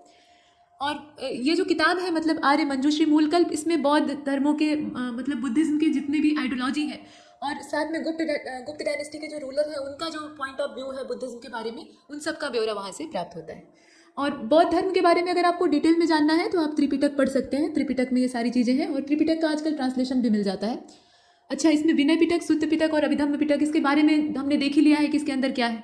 और तीनों की जो लैंग्वेज है वो पाली है, ये आपने पहले ही देखा है। बौद्ध धर्म में एक चीज़ है, इसमें पुनर्जन्म की मान्यता है, मतलब रीबर्थ होती है, आत्मा जो है वो फिर से जन्म लेती है, ऐसा ये लोग मानते हैं। और इसमें अगर आप बौद्ध संघ में शामिल होना चाहते हैं तो बुद्ध के द्वारा जो बनाए हुए रूल्स थे उसमें 15 साल की कम से कम मिनिमम जो एज है वो आपकी होनी चाहिए। 15 साल से आप कम के नहीं होने चाहिए और आपके ऊपर किसी भी तरह की रिस्पॉन्सिबिलिटी या किसी का कोई कर्ज, एहसान इत्यादि नहीं होना चाहिए। मतलब आप किसी के कर्जदार नहीं होने चाहिए, आप किसी के स्लेव नहीं होने चाहिए, आप किसी का उत्तरदायित्व अपने सिर पर नहीं लेकर आए, मतलब सब कुछ पहले से व्यवस्थित करके तब आप निश्चिंत होकर सब कुछ छोड़ छाड़ कर बौद्ध संघ में प्रवेश करें, ताकि आपको किसी तरह का मोह वापस न खींचे। ऐसा ना हो कि आपका मन भटक जाए और फिर आप वापस लौट जाए, ऐसा नहीं। बौद्ध धर्म के त्रिरत्न थे, 3 रत्न थे और इसमें बुद्ध, धम्म और संघ, ये 3 रत्नों को आप देख रहे हैं। हीनयान और महायान ये बुद्धिज्म से रिलेट करते हैं। तो ये कुछ मुख्य बातें हैं जिन्हें कि आप यहाँ पर देख रहे हैं। अब देखिए 8th ईयर ऑफ इनलाइटमेंट, जो इनलाइटमेंट के बाद का 8वां वर्ष था, वहाँ पे गौतम बुद्ध जो है वो परमिशन देते हैं कि अब वुमेन्स जो है वो भी भिक्षुणी के तौर पर जो बुद्धिस्ट संघ है उसके अंदर एंटर कर सकती है। मतलब 8 साल बाद इन्हें ये रियलाइज़ होता है कि हम जो प्रोपिगेशन कर रहे हैं वो और तेज रफ्तार में होगा अगर हम महिलाओं को भी इससे जोड़ लें। तो अंत में ये परमिशन देते हैं और इनकी जो पहली डिस्पाइल बनती हैं वो भिक्षुणी बनती हैं, वो इनकी स्टेप मदर ही बनती है। मतलब यहाँ प्रजापति गौतमी की बात हो रही है, इसे आपने देखा। अब आगे देखिए, the Buddhism was propagated the most in Kosala, ये जो कौशल क्षेत्र है या कौशल राज्य जिसे कहा जाता है, तो यहाँ पे बुद्धिज्म का ज़्यादा प्रोपिगेशन होता है। कुशावती इसका पुराना नाम था और महाराजा कुश के नाम से ये क्षेत्र पड़ा हुआ था। भगवान राम के 2 मतलब ट्विंस थे, लव और कुश, तो ये जो राजा कुश थे वो यहाँ गिराजे थे। अब यहाँ देखिए, wealthy businessman named Anathapindika of Kosala kingdom became his disciple and give him Jetavana या Jetavana vihara for Buddhist sangha. Buddhist sangha को इसने जैतवन विहार बनवा कर दिया था। इस तरह के अमीर लोग यही करते थे, मतलब वो बड़ा बड़ा मठ और बड़े बड़े विहार बनवाकर बुद्धिज्म को मतलब बुद्ध को गिफ्ट करते थे और इससे बौद्ध धर्म और ज़्यादा समृद्ध होता जाता है। कौशल किंग प्रसेनजीत, यहाँ आप देख रहे हैं प्रसेनजीत के बारे में, आल्सो एडॉप्टेड बुद्धिज्म रिलीजन या Buddhist religion along with his family and he built Pubbarama या पूर्वाराम विहार फॉर बुद्धिस्ट संघ। अब ये पुब्बाराम कहा जाता है प्राकृत लैंग्वेज में और वैसे इसका नाम है पूर्वाराम विहार, तो ये पूर्वाराम विहार बनवाकर प्रसेनजीत के द्वारा दिया जाता है। आगे चलते हैं, ये पूरे अपने परिवार के साथ इनकी शरण ले लेते हैं। The Buddhist adopted Sanskrit as the language during the period of 4th Buddhist Council. The 4th Buddhist Council held during reign of Kanishk divided Buddhism into 2 sects, namely Hinayana and Mahayana. आपने देखा कि ये बहुत बाद में होती है और बौद्ध धर्म का यहाँ कम्प्लीटली डिवीजन हो जाता है। बाद में एक और शाखा निकल आती है वज्रयान, तो वो तंत्र मंत्र और जादू टोना शुरू कर देते हैं, मतलब धीरे धीरे बुराइयाँ आने लगती हैं। तो हीनयान और महायान में जो महायानी थे वो ज़्यादा रियलिस्टिक थे और इनोवेटिव थे, मतलब जितनी भी मॉडर्न सोच होती है उसको ये धारण करते थे। तो ये संस्कृत को अडॉप्ट करते हैं, मतलब पाली लैंग्वेज को ये छोड़ देते हैं और संस्कृत की ओर चले जाते हैं। अब बुद्ध इतने ज़्यादा पॉपुलर क्यों होते हैं? क्योंकि वो जन सामान्य की जो भाषा थी, मतलब आम जनता समझ सके ऐसी साधारण भाषा में अपना सरमन दिया करते थे, मतलब पाली लैंग्वेज, ठीक है। और संस्कृत टफ होती है ना, मतलब पाली जैसी आसान नहीं होती। आप देखिए कि पाली और प्राकृत ये संस्कृत का बिगड़ा हुआ रूप है। कुछ लोग ये सोचते हैं कि पाली से संस्कृत डेवलप हुई है, संस्कृत के बिगड़ने से पाली बनी, जैसे हिंदी के बिगड़ने से भोजपुरी डेवलप हो गई, वैसे ही जो क्षेत्रीय ठेठ बोलियाँ होती है ना, वो कैसे मतलब हिंदी का ही तो टूटा रूप है, तो ठीक वैसे ही संस्कृत की ये ठेठ बोलियाँ आप समझ लीजिए। तो इनमें बुद्ध का उपदेश होता था, इसलिए लोग समझ पाते थे। अब महायानियों ने क्या किया, इसे क्लिष्ट बना दिया, संस्कृत को एडॉप्ट कर लिया। आगे चलते हैं। The origin of वैभाषिक sect was mainly इन कश्मीर, मतलब ये मूल रूप से कश्मीर में उत्पन्न हुआ था, हालांकि और जगह भी फैलता है। और वैभाषिक सेक्ट के कुछ आचार्य हैं जिसमें कि धर्मत्रात है, बुद्ध देव हैं और वसुमित्र है। यहाँ आप इनके नाम याद रखिएगा, मतलब इनका सेक्ट कौन से सेक्ट से संबंध है ये पता होना चाहिए। और नागार्जुन के बारे में अगर देखें तो ये शून्यवाद के प्रवर्तक कहे जाते हैं। शून्यवाद नाम का जो सेक्ट है उसको ये शुरू करते हैं, उसको माध्यमिक सेक्ट भी कहा जाता है। और इनकी एक रचना है, मतलब इनके द्वारा एक टेक्स्ट रचा गया है जिसका नाम है माध्यमिक कारिका। इसके अलावा विज्ञानवाद और योगाचार के नाम से और भी इसमें आप शाखाओं को देख रहे हैं। माध्यमिक कारिका को आपने यहाँ देखा। विज्ञानवाद और योगाचार के नाम से जो सेक्ट है उनको डेवलप करने का काम ये मैत्रेय और मैत्रेयनाथ के द्वारा किया गया था। अब बौद्ध दर्शन जो है, मतलब बुद्धिज्म की पूरी फिलॉसफी है, उसमें क्षणिकवाद को भी स्वीकार किया गया, मतलब सब कुछ जो है वो एक समय का है, उसके बाद नष्ट हो जाएगा, ऐसा माना गया। तो ये सब इसमें जो फुटकर चीज़ें हैं उन्हें आप देखते रहिए। जो मेन इसमें नाम वगैरह है ना वो फैक्ट है, तो आपको पता होना चाहिए। चैत्य लिटरली, अब यहाँ चैत्य की मीनिंग बताई गई है। चैत्य लिटरली मीन्स रिलेटेड टू चिता। चैत्य जो है उनका संबंध, मतलब चैत्य शब्द कहाँ से आया है? चिता से आया है। चैत्य संस्कृत का शब्द है। और samadhis were built on the ground after the burial of dead bodies, they have initially called chaitya और स्तूप। चैत्य जो होते थे वो स्तूप से लगा हुआ पूजा गृह होते थे और वहाँ पर समाधियों की उपासना की जाती थी। चैत्य और विहार आप देखते हैं ना, तो ये मतलब यहाँ पे एक तरह से पूजा घर तो होता ही था और समाधियाँ होती थी, तो उन समाधियों के प्रति सम्मान लोग व्यक्त करते थे। स्तूप से ये जुड़े हुए होते थे, ठीक है। तो चैत्य को आपने देखा और विहार का आपने पहले ही देख लिया है। कभी कभी यूपीएससी तक में ये पूछा जाता है चैत्य और विहार में क्या अंतर है। अब इसमें स्तूप वर्ड का जिक्र किया है। स्तूप शब्द कहाँ से आया? तो ये बुद्ध के द्वारा इजाद नहीं किया गया था, ये तो ऋग्वेद से लिया गया है और ऋग्वेद के अंदर इसका वर्णन किया गया है। स्तूप का मतलब होता है ढेर या टीला, ठीक है, ये संस्कृत का शब्द है। और ऋग्वैदिक टेक्स्ट स्तूप का मतलब हीप, वही ऊंचा स्थान जहाँ पे मिट्टी या किसी चीज़ का ऊंचा जगह हो, मतलब सामान्य सतह से ऊंचा हो। तो स्तूप को आपने देखा ही है। इसके बाद गौतम बुद्ध के बारे में देखिए, इन्हें लाइट ऑफ एशिया कहा जाता है और लाइट ऑफ एशिया नाम की एक बुक है जिसे कि एपिक भी कहा जाता है और ये एडविन अर्नॉल्ड के द्वारा लिखी गई। उम्मीद है कि आपने अपने स्कूली जीवन में इसे पढ़ा होगा। ये जो सिलेबस है ना, मतलब 10th 9th या फिर 11th 12th उसमें ये रहता है। इसके बाद आप देखें महापरिनिर्वाण टेम्पल के बारे में, तो ये कुशीनगर में है, जहाँ उन्हें निर्वाण की प्राप्ति हुई थी वहीं पर बनेगा। तो कुशीनगर वाला जो क्षेत्र है यूपी का, वहाँ पे है। Buddhism is basically atheistic. ये जो है ये नास्तिक है। अब नास्तिक किसको कहते हैं? तो एथिस्टिक उसको कहते हैं जो कि वैदिक फिलॉसफी और वैदिक लिटरेचर को नहीं मानता है, वेदों को नकार दे तो वो नास्तिक है। परिभाषा यही है। तो बुद्ध जो थे वो सामने से मतलब दिखाने के तौर पे वेदों को नहीं मानते, लेकिन सीखा भी इन्होंने वेदों से ही था। ऋग्वेद से इन्होंने टोटली अपना नॉलेज लिया था और उसी को ये ट्विस्ट करके अपने तरीके से तोड़ मरोड़ कर लोगों को बताते थे और कहते थे कि हम वेदों को नहीं मानते हैं। कम से कम आप जिसे मानिए उसका क्रेडिट तो दीजिए, ये होना चाहिए। अब इसके बाद आगे चलते हैं। महात्मा बुद्ध ने मिडिल पाथ को चूज किया था। मतलब इन्होंने जो प्रीच किया, मतलब लोगों को सरमन दिया, तो उसमें कहा कि मिडिल पाथ का सिलेक्शन लोगों को करना चाहिए। इसे माध्यमिक परिपथ कहा जाता है और कोई भी एक एक्सट्रीम जो रूट है उसको अख्तियार नहीं करना चाहिए, क्योंकि एक तय रास्ता जो जटिल हो सकता है उसको अपनाने में लोगों को हिचकिचाहट हो सकती है, तो बीच का रास्ता निकालने में बुद्धिमानी है। अच्छी बात है। After the fourth Buddhist council, Buddhism split into Hinayana Mahayana. इसे हमने 2500 बार देख लिया है, तो दोबारा देखने की आवश्यकता नहीं है। अच्छा, इन कोर्स ऑफ टाइम अब देखिए, जो हीनयान और महायान है उसमें भी डिवीजन स्टार्ट होता है। ये शाखाएं निकलने वाला काम होता ही होता है, हर सेक्ट में होता है, हर रिलीजन में होता है, तो बुद्धिज्म में भी होता है। महायान जो है वो भी डिवाइड हो जाता है। दो पार्ट इसके बन जाते हैं, शून्यवाद जिसे कि सेकेंडरी कहा जाता है और साथ में विज्ञानवाद जिसे कि योगाचार कहा जाता है। A branch of Buddhist sect developed in form of Vajrayana, और ये जादू टोने से जुड़ी हुई ब्रांच थी। अब यहाँ देखिए, most Buddha's statues were build under Gandhara art शैली। ये जो गांधार आर्ट शैली या गांधार आर्ट स्टाइल है, देखिए दो तरह की आर्ट स्टाइल, आर्किटेक्चर और आइडियल मेकिंग की जो स्टाइल्स थी उसमें डेवलप होती है। एक तो मथुरा वाली होती है जो कि बलुई पत्थर से बनती है, मतलब जो सैंडस्टोन होता है चुनार वाले क्षेत्र से प्राप्त होता है उससे बनाई जाती है। और दूसरी गांधार शैली में बनती है जो कि ज़्यादा बारीक और कलात्मक होती है, उसके अंदर बारीकी ज़्यादा होती है। ठीक है, तो गांधार शैली में सबसे ज़्यादा बुद्ध की मूर्तियाँ बनी हैं। और गांधार स्टाइल की विशेषता ये थी कि उसमें नेचुरलिटी बहुत कम थी, वो प्राकृतिक और नैसर्गिक नहीं दिखाई देते थे, बनावटी। मतलब उसमें भारी भारी आभूषण और बहुत सुंदर कदकाया, मतलब जैसा रियलिटी में नहीं होता है, कुछ जो आइडियल कंडीशन होती है उस टाइप का उसमें मूर्तियाँ बनती थी। और मथुरा कल्चर जो था, मथुरा आर्ट स्टाइल थी, उसमें एकदम रियल मूर्तियाँ बनती थी। तो ये आप देख रहे हैं, लेकिन बुद्ध की ज़्यादातर गांधार आर्ट स्टाइल में ही है, क्योंकि आप जानते ही हैं कि Gandhara art style, Gandhara region किसका है? वो कनिष्क वाला क्षेत्र है, मतलब कुषाण डायनेस्टी का है, तो उसी के समय से ये शुरू भी होता है। अब यहाँ आप देखें, भगवती सूत्र of Jainism and Buddhist text, Anguttara निकाय रिफर टू 16 महाजनपद। आप देखते हैं कि 6th सेंचुरी BC 16 महाजनपद का ये पूरा एरा है। 16 बड़े बड़े जनपद डेवलप होते हैं जो कि सामान्य जनपदों से कहीं ज़्यादा ह्यूज साइज के होते हैं, और उसमें भी सबसे ज़्यादा पावरफुल होता है मगध, जो कि सब पे राज्य करता है। तो ये सारी चीज़ें, अब भगवती सूत्र जो है वो जैनिज्म का टेक्स्ट है, उसमें भी ये सूचना प्राप्त होती है, प्लस बुद्धिज्म का जो टेक्स्ट है अंगुत्तर निकाय, उससे भी हमें 16 महाजनपद की इन्फॉर्मेशन प्राप्त होती है। पहली जो वुमेन इंटर करती है संघ में, उनका नाम था प्रजापति गौतमी, और आनंद के कहने पर, आनंद इनके सबसे प्रिय शिष्य थे, तो बुद्ध ने इन्हें परमिशन दी थी और उपदेश दिया, उसके बाद अपना शिष्य बना लिया। तो यहाँ तक हमने देखा। अब आगे चलते हैं और जरा पॉलिटी को देख लेते हैं। इंडियन पार्लियामेंट को हम लोग देख रहे थे, पिछले भी लेक्चर में हमने कवर किया था, यहाँ भी है, क्योंकि इसका ढांचा बड़ा है, इसमें काफ़ी सारी चीज़ें हैं, तो कई सारे लेक्चर इसमें लगेंगे। पार्ट 3 आप इसीलिए देख रहे हैं। राज्यसभा, लोकसभा, विधानसभा, लेजिस्लेटिव काउंसिल, थोड़ा थोड़ा हम देख लेंगे जो हमारे काम का है।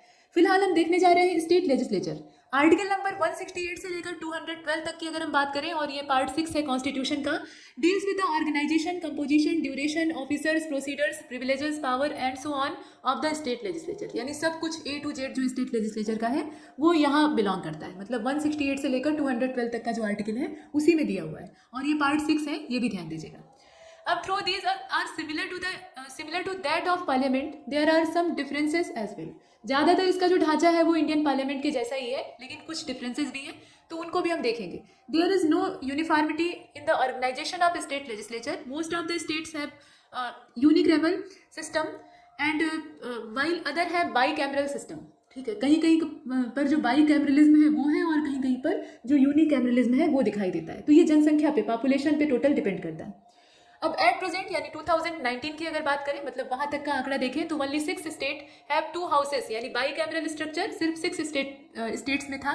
और इन स्टेट्स के नाम आपको अनिवार्य रूप से मालूम होने चाहिए। तो इसमें आंध्र है, तेलंगाना है, उत्तर प्रदेश ही है, इसमें तो होना ही था, बिहार में भी है, महाराष्ट्र में भी है और कर्नाटक में भी है। पॉपुलेशन वाइज ये सब होता है ज़्यादातर। The Jammu and Kashmir legislative council was abolishes by Jammu and Kashmir reorganisation act 2019। बड़ा परिवर्तन होता है जम्मू कश्मीर राज्य में, विशेष राज्य वाला दर्जा खत्म करके इसे यूनियन टेरिटरी में तोड़ दिया जाता है। इसके बाद आगे बढ़ते हैं। अब अगले पॉइंट को आप देखें, the Tamil Nadu legislative council act 2010 has not comes into force The Legislative Council in Andhra Pradesh was revived by Andhra Pradesh Legislative Council Act 2005. तो ये सारी इन्फॉर्मेशन है कौन सा कब आया। साथ में 7th अमेंडमेंट एक्ट की अगर हम बात करें, ये संशोधन होता है 1956 में, प्रोवाइडेड फॉर लेजिस्लेटिव काउंसिल इन मध्य प्रदेश। ये जो अमेंडमेंट किया गया था ना, ये मध्य प्रदेश मतलब मध्य प्रदेश की जो लेजिस्लेटिव काउंसिल है उसके संदर्भ में था। However a notification to this effect has to be made by president. So far no such notification has been made, hence Madhya Pradesh continue to have one house only. मतलब यहाँ पे unicameral ही चल रहा है। वजह यह है कि अभी प्रेसिडेंट के द्वारा कोई नोटिफिकेशन रिलीज ही नहीं किया गया। तो ये मध्य प्रदेश की स्थिति है। 7th अमेंडमेंट को आप याद रखेंगे। आगे बढ़ते हैं। The 22 states have unicameral system. Here the state legislature consists of governor and legislative assembly. In the state having bicameral system, the state legislature consists of governor, the legislative council and legislative assembly. मतलब आपको ये बताया गया है कि unicameral में कैसा structure होता है और जो बाइकैमरल है उसमें कैसा स्ट्रक्चर होता है। तो आप जानते ही हैं कि विधानसभा और विधान परिषद होता है, तो उसी के बारे में दिया हुआ है। अब देखिए, लेजिस्लेटिव काउंसिल यानी विधान परिषद जिसको कहा जाता है, वो अपर हाउस है असल में, सेकंड चैम्बर और हाउस ऑफ एल्डर्स उसको कहते हैं। ठीक वैसे जैसे राज्यसभा है सेंटर में, और वाइल द लेजिस्लेटिव असेंबली यानी जो विधानसभा है वो लोअर हाउस होता है और वही मेन होता है, मेन पावर उसी के पास है। फर्स्ट चैम्बर या फिर पॉपुलर हाउस इसको कहा जाता है। अब लेजिस्लेटिव असेंबली को देख लेते हैं। तो देखिए, the legislative assembly consist of representatives directly elected by the people. ठीक है, directly elected by the people, इसकी विशेषता है। On the basis of universal adult franchising, its maximum strength is fixed eight 500 and minimum strength eight 60। मतलब कम से कम 60 और अधिक से अधिक 500 होना चाहिए, उससे ज़्यादा नहीं। It means that its strength varies from 60 to 500 depending on the population and population size of the state. सारा जो दारोमदार है वो पॉपुलेशन पर डिपेंड करता है, आबादी जितनी रहेगी उसी के हिसाब से। हाउएवर इन केस ऑफ, अब देखिए यहाँ कुछ एक्सेप्शन भी हैं, जैसे कि अरुणाचल प्रदेश है, सिक्किम है, गोवा है, क्योंकि यहाँ पर आबादी कम है, आबादी बहुत ही कम है और दायरा भी छोटा है। तो ऐसे में संख्या कितनी हो सकती है? तो यहाँ पर आप 60 भी नहीं रख सकते, 60 भी बहुत ज़्यादा है। तो ऐसी कंडीशन में minimum number is fix eight 30, मतलब यहाँ पे जो मिनिमम नंबर है उसको 30 फिक्स कर दिया गया है। और in case of Mizoram and Nagaland, थोड़ा सा आबादी यहाँ ज़्यादा है, तो 40 यहाँ के लिए है, 40 और 46 है रिस्पेक्टिवली। और further some members of legislative assemblies in Sikkim and Nagaland are also elected indirectly. यहाँ थोड़ा सा अलग प्रोविजन है, कुछ जो मेंबर्स हैं वो इनडायरेक्टली भी इलेक्टेड होते हैं, बाकी जो है उनका इलेक्शन डायरेक्टली होता है। अकॉर्डिंग टू आर्टिकल 168, अब 168वां आर्टिकल हमको क्या बता रहा है? Legislature of a state consist of governor, legislative assembly and legislative council. मतलब राज्यपाल इसमें राष्ट्रपति की जगह पे होता है, जैसे सेंटर में राष्ट्रपति होता है, मतलब प्रेसिडेंट होता है, उसी प्रकार से यहाँ पे गवर्नर होता है, उसी का रिप्रेजेंटेटिव प्रेसिडेंट का है।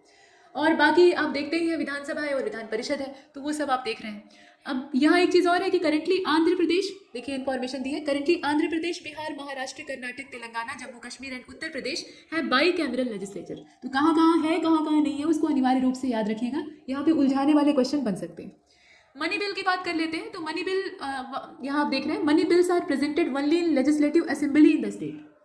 कोई भी बिल जो है वो मनी बिल है या नहीं, अगर हम सेंटर की बात करें तो वहाँ जो निर्णय का अधिकार है वो किसके पास है? लोअर हाउस के पास होता है, यानी लोकसभा के पास होता है। और मनी बिल के तौर पे उसे मान्यता भी लोकसभा ही देती है, और सारा जो कॉपीराइट है, सारा जो एकाधिकार है वो लोकसभा के पास होता है। स्पीकर ही वहाँ सब कुछ तय करता है। राज्यसभा उसको कुछ समय तक, मतलब अधिकतम 14 डेज तक लटका सकती है, लेकिन रोक नहीं सकती। तो ये चीज़ है, वही बात यहाँ भी है, सेम टू सेम चीज़ है। Under article 198 clause 2, the money bill transmitted to legislative council for its recommendation shall be return within 14 days, वही same range. And the legislative assembly में either accept or reject on or in recommendation of legislative council. Legislative council जो है वो recommendation दे सकती है, suggestion दे सकती है, अब उसको मानना या ना मानना ये लेजिस्लेटिव असेंबली के अपने विवेक पर या अपनी रुचि पर निर्भर करता है। मतलब वो मानने के लिए मजबूर नहीं है, आप सलाह दीजिए, मेरा मन करेगा तो हम मानेंगे। According to Article 168 Clause 2, where there are two houses of legislature of a state, one shall be known as legislative council and other as legislative assembly. ये तो आपने कई बार देख लिया और वैसे भी कॉमन चीज़ है। And where there is only one house, it shall be known as legislative assembly. ये ध्यान दीजिएगा कि जहाँ पे यूनिकैमरल सिस्टम है वहाँ पे लेजिस्लेटिव असेंबली ही होती है, काउंसिल नहीं होती है। अगर एक हाउस है तो वो लेजिस्लेटिव असेंबली होगा। एंड यहाँ in case of two houses, the legislative council would be upper house and legislative assembly would be the lower house. upper कौन है, lower कौन है, वो दिया हुआ है। According to Article 197, if after a bill has been passed by legislative assembly of the state, it shall be transmitted to the legislative council if state has a legislative council. मतलब अगर state के पास legislative council है तब तो उसके पास जाएगा, अगर है ही नहीं है तो जाएगा कहाँ? वहीं रहेगा जहाँ है। और देख लीजिए, legislative council can be hold the bill for 3 month without the bill being passed by it, मतलब 3 मंथ तक होल्ड कर सकती है अगर सामान्य बिल है तो। And if after a bill has been so passed for the second time by the legislative assembly and transmitted to the legislative council, it can be laid up to 1 month. So in total legislative council can detain the ordinary bill up to 4 month. कोई ordinary bill है तो उसको legislative council लटका सकती है अधिकतम 4 महीने तक, और अगर मनी बिल है तो सिर्फ 14 दिन में ही उसे निपटाना होगा। अब यहाँ एक चीज़ और बताई गई है कि आर्टिकल 171 क्लॉज 1 जो है, मतलब क्लॉज फर्स्ट जो है, उसमें कहा गया है कि constitution provide the total members of legislative council shall not, मतलब इसमें प्रावधान कैसा किया गया है कि shall not be exceed 1/3 of the total number of member in legislative assembly of the state. मतलब सारा जो दारोमदार है वो विधानसभा पर ही निर्भर करता है। विधानसभा के जो मेंबर्स हैं, मतलब उनकी संख्या है, उसी के आधार पर तय होगा कि जो आपकी विधान परिषद है उसमें कितने मेंबर्स होंगे या कितने नहीं होने चाहिए। तो but shall is in no case of less than 40, मतलब किसी भी हाल में 40 से लेस देन नहीं होना चाहिए। Article 182 of the Indian constitution, उसमें क्या कहा गया है कि provides that the chairman and deputy chairman of legislative council shall be chosen by legislative council of state, और according to article 170 clause 1 subject to be provision of article 333 यानी 333, the legislative assembly of each state shall consist of not more than 500, ठीक है, not more than 500 and not less than 60 member, वही पुराना वाला आंकड़ा, chosen bye direct election from territorial constituencies in the states. Article 176 is related to a special address by the governor and Article 178 provision for the speaker and deputy speaker of the legislative assembly. तो किस article में कौन सा provision है यही यहाँ पर दिया हुआ है। अकॉर्डिंग टू आर्टिकल 324, लास्ट वाला देखिएगा, ये तो हमने इस पैराग्राफ को कंप्लीट किया है, इसमें जो आर्टिकल्स हैं वो आपके काम के हैं। अच्छा, आर्टिकल 324 जो है उसमें इलेक्शन कमीशन ऑफ इंडिया के बारे में बताया गया है कि conduct the election of state assembly, उसी के द्वारा या उसी के सौजन्य से स्टेट असेंबलीज जो है उनका इलेक्शन कंडक्ट करवाया जाता है। तो ये आपने एक साथ इतनी सारी चीज़ों को देखा। लेजिस्लेटिव काउंसिल को देख लीजिए। Unlike the members of legislative assembly, the members of legislative council are indirectly elected. The maximum strength of the council is fixed at 1/3 of the total strength of assembly and the minimum strength is fixed at 40। यहाँ जो maximum minimum है उसको आप ध्यान से देखेंगे। अच्छा, 1/3 of the total strength of assembly and minimum, यहाँ 1/3 हो गया, 1/3 of the total strength of assembly and the minimum strength is fixed at 40। It means that, अब इसका मतलब क्या है, it means that the size of council depend on the size of assembly of the concern state.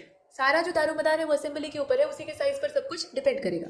This is done to ensure the predominance of the directly elected house assembly in the legislative affair of the state. मतलब dominance किसका होना चाहिए, predominance किसका होना चाहिए, तो assembly का होना चाहिए, और उसी के वर्चस्व को बनाए रखने के लिए ऐसा किया गया है कि भाई उसी के हिसाब से संख्या तय होगी, उसमें जितने मेंबर्स होंगे उसी के आधार पर तय होगा कि आपके पास कितने होंगे। देखिए, through the constitution has fixed the minimum, maximum and minimum limits, the actual strength of a council is fixed by the parliament. अब यहाँ पे manner of election of total number of member of legislative council को देख लेते हैं। तो 1/3 जो होते हैं इसके मेंबर, वो यहाँ आप देख रहे हैं पहला वाला पॉइंट, ये वाला, ठीक है। 1/3 are elected by members of local bodies in the state like municipalities and district boards etcetera, और 1/12 जो है, मतलब 1/12 पार्ट जो है वो इलेक्टेड होते हैं कैसे, तो graduates of 3 years standing and residing with in the state, ये शर्त होनी चाहिए। इसके साथ 1/12 हिस्सा जो है वो इलेक्टेड किया जाता है टीचर्स के द्वारा, जो कि 3 साल से टीचिंग कर रहे हैं, और इनकी जो टीचिंग का एक्सपीरियंस है वो not lower in standard than secondary school, secondary school से नीचे के लोअर स्टैंडर्ड का नहीं होना चाहिए। 1/3 जो है वो इलेक्टेड होते हैं कहाँ से, यहाँ आप देख रहे हैं चौथे नंबर पे, 1/3 are elected by members of legislative assembly of state from amongst person who are not members of the assembly. और उसके बाद यहाँ राज्यपाल के पास भी कुछ पावर्स होती हैं। द रिमाइंडर, यहाँ आप देख रहे हैं 5वें वाले पॉइंट को, reminder are nominated by governor from amongst person who have specially या स्पेशल नॉलेज और practice experience of literature, science, art, cooperative movement and social services. दस 6th of the total number of members of legislative council are indirectly elected and 1/6 are nominated by the governor। ठीक है, 1/6 जो है वो nominate किए जाते हैं governor के द्वारा, और बाकी जो है वो इनडायरेक्टली इलेक्ट होते हैं। The members are elected in accordance with the system of proportional representation by means of a single transferable vote. तो इनका सिस्टम आप देख लीजिए। अब आगे चलते हैं, यहाँ देखिए the propriety of governor's nomination is in any case can not be challenge in the court. अब गवर्नर के द्वारा जिन 1/6 मेंबर को नॉमिनेट किया गया है, अपनी मर्जी से चुना गया है, उस पर कोई उंगली नहीं उठा सकता है, मतलब उसको कोर्ट में चैलेंज नहीं किया जा सकता है। This scheme of composition of legislative council has laid down in constitution in is tentative and not final. The parliament is authorized to modify it or replace the same. Parliament के पास ये authorization होता है. However, it has not enacted any such law so far. ठीक है, तो ये parliament की power को आप याद रखेंगे। अकॉर्डिंग टू आर्टिकल 169 क्लॉज 1 को देख लेते हैं। ये वाला पॉइंट आप देख रहे हैं। द पार्लियामेंट में by law provide for abolition of legislative council of state having a council or for the creation of such, यहाँ आप देख रहे हैं, such a council in a state having no such council. If a legislative assembly of a state passes a resolution to that effect by the majority of total membership of the assembly and by a majority of not less than two-third of the members of assembly presented and voting. तो ये इसमें system है, मतलब इतनी term and condition आपको पता होनी चाहिए। उत्तर प्रदेश लेजिस्लेटिव काउंसिल की अगर हम बात करें तो यहाँ पे 1/6 of the total members are nominated by governor from among us person having special knowledge or practical experience in field such as literature, science, art and cooperative movements, social services. अब कौन कौन से फील्ड का experience चाहिए वो दे रखा है। साथ में आप देखिए the state legislative council can not be dissolve. यहाँ देखिए जैसे राज्यसभा होती है ना, उसको डिजॉल्व नहीं किया जाता है। हाँ, ये है कि हर जो दूसरा तीसरा वर्ष होता है उसमें रिटायरमेंट होते रहते हैं, लेकिन वो जो मूल सभा है जैसे राज्यसभा है तो वो डिजॉल्व नहीं होगी। लोकसभा के साथ ऐसा नहीं होता है। तो वही चीज़ यहाँ भी है, state legislative council can not be dissolve. या आप देख लीजिए बट एबोलिश्ड, यहाँ पे एबोलिशन हो सकता है आर्टिकल 169 के थ्रू, मतलब उसके जो प्रोविजन है। Rajya Sabha can either be dissolve nor be abolish. यहाँ राज्यसभा और लेजिस्लेटिव काउंसिल में थोड़ा सा अंतर है, उसको आप ध्यान दीजिएगा। अब देखिए Lok Sabha and state legislative assembly can not B abolish but can be dissolve, ये कंडीशन है और इसको बहुत ध्यान से देखिएगा। Like Rajya Sabha the legislative council is a continuing chamber that is it is a permanent body and is not subject to dissolution. ये permanent body, but 1/3 of its member retire on expiration of every second year. हर दूसरे साल में इनकी expiry हो जाती है, मतलब 1/6 जो है वो रिटायर हो जाते हैं। माफ कीजिए, 1/3 जो है वो रिटायर हो जाते हैं। So a member continue as such for 6 years, मतलब एक मेंबर जो है उसका कार्यकाल इस हिसाब से अगर देखा जाए तो 6 साल का होता है। The vacant seats are filled up by fresh election and nomination by governor at the beginning of every 3rd year. ठीक है, ये आप ध्यान दीजिए, गवर्नर के द्वारा नॉमिनेट होते हैं, बाकी इलेक्शन के द्वारा आते हैं। और जो रिटायर मेंबर है वो भी इसमें एलिजिबल हो सकते हैं फिर से शामिल होने के। तो यहाँ तक हमने पॉलिटी के कुछ फैक्टर जो है वो कवर किए हैं। अब यहाँ देखिए अर्ली ईयर जो फ्रीडम मूवमेंट था उसको देखने वाले हैं, इसका पार्ट 4 चल रहा है। इससे पीछे वाले पार्ट आप पिछले वीडियो में देखिएगा। यहाँ सिविल अपराइजिंग्स दिए हुए हैं जो कि इंपॉर्टेंट है। और सबसे पहले देखेंगे आप सन्यासी रिबिलियन को, सबसे पुराना है और सबसे ज़्यादा फेमस और ये फैला हुआ आंदोलन था। और इसमें धार्मिक सद्भाव भी दिखाई देता है, मतलब जो मुस्लिम संप्रदाय था वो भी इसमें जुड़ा हुआ था, बाकी हिंदुओं की आबादी थी। सन्यासियों का ये मूल रूप से विद्रोह था, बाद में बड़ा हो जाता है। तो 1763 से लेकर ये 1800 तक खूब जोश खरोश के साथ चलता है। इसका बंगाल मूल केंद्र था, बाकी ये बिहार वाले रीजन को भी प्रभावित करता है और बिहार बंगाल इसमें इसीलिए दिया हुआ है। केना सरकार और धीरजू नारायण इसमें मेन लीडर थे और बाकी सन्यासियों का पूरा दस्ता होता था जो कि वंदे मातरम का गीत गाते थे और भगवा ध्वजा या जो इनकी धर्म ध्वजा होती थी उसको लेकर चलते थे। अंग्रेजों को खदेड़ना इनका उद्देश्य था। और this rebellion is mention in Bankim Chandra Chatterjee novel Anandamath. Anandamath जो बंकिम चंद्र चट्टोपाध्याय या चटर्जी के द्वारा लिखा गया है उसमें इस विद्रोह का पूरा वर्णन, मतलब वो नॉवेल उसी पर बेस ही है। इसके बाद आप फकीर रिबिलियन को देखेंगे। फकीर रिबिलियन जो है वो 1776 से लेकर 1777 तक का है। मजनू शाह जी के द्वारा इसको लीड किया गया था और इसका जो रीजन है वो बंगाल था। इतना ही इसमें जानना है। चुआर रिबिलियन का जो समय है वो 1766 से लेकर 1816 तक का है।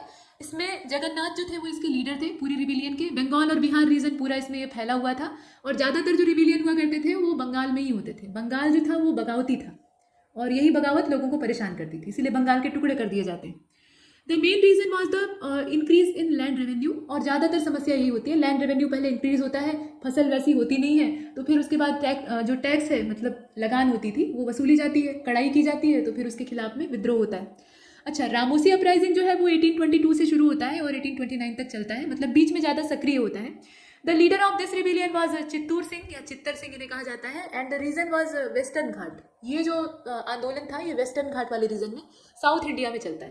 पागलपंथी को देखिए तो पागलपंथी रिवॉल्ट था और ये 1825 से लेकर 27 2 साल तक खूब उग्र रहता है। और इस रिबिलियन के लीडर ये टीपू शाह थे और इसका रीजन था आसाम। इसके बाद कोल रिबिलियन को आप देख रहे हैं 1831 का ये है और 1831-32 तक ये चलता है। आदिवासियों का होता है, रांची, सिंहभूम, हजारीबाग, पलामू। और इसके अलावा बुद्धू भगत इसके लीडर होते हैं और उन्हीं के द्वारा इसे लीड किया जाता है। मतलब वो नेता बन के आगे चलते हैं और पीछे पीछे जो कोलों का पूरा कबीला होता है वो अंग्रेजों के खिलाफ हो जाता है। अंग्रेजों ने असल में ये दीकुओं के खिलाफ होते हैं। दीकू मतलब बाहरी लोग जो कि इनकी जमीन को कब्जे में ले रहे होते हैं। इसके बाद संथाल रिबेलियन बड़ा ही हिंसक और उग्र था। अंग्रेजों के रोंगटे खड़े हो गए इससे। संथाल वैसे तो बड़े सीधे साधे लोग थे, लेकिन ये तीर कमान का अभ्यास खूब अच्छा करते थे। मतलब युद्ध कला भी इन्हें आती थी। अब ये नहीं है कि ये हमेशा हथियार लेकर घूमते थे, लेकिन जब अंग्रेजों के द्वारा इन्हें हद से ज़्यादा परेशान किया जाता है, और अंग्रेज सीधा नहीं परेशान करते, जमींदारों को माध्यम बनाते हैं, और ये जो लैंडलॉर्ड्स हैं ये बाहरी लोगों को ज़मीन देना शुरू करते हैं आदिवासियों की, और आदिवासियों को ज़बरदस्ती पकड़कर लगान वसूलने लगते हैं। तो ऐसे में संथाल उग्र हो जाते हैं। पहले तो जमींदारों के ही खिलाफ हो जाते हैं, जमींदारों को लगते हैं मारने पीटने और उनका घर फूंकने। तो जमींदार भागते हैं अंग्रेजों के पास कि बचाइए। तो अंग्रेज अपनी सेना भेजते हैं, मतलब अपनी छोटी छोटी जो पलटन है वो इनके गांव में भेजते हैं, इनके कबीले में भेजते हैं। अब ये जो घुड़सवार टुकड़ी अंग्रेजों की होती है ये बंदूक लेकर आती है और बंदूकों से इन्हें मारना शुरू करती है। तो ये भी तीर कमान लेकर बैठ जाते हैं, तीर चलाने लगते हैं। जितनी बंदूकें चलती हैं, मतलब जितनी गोलियां चलती हैं उतने तीर चलते हैं।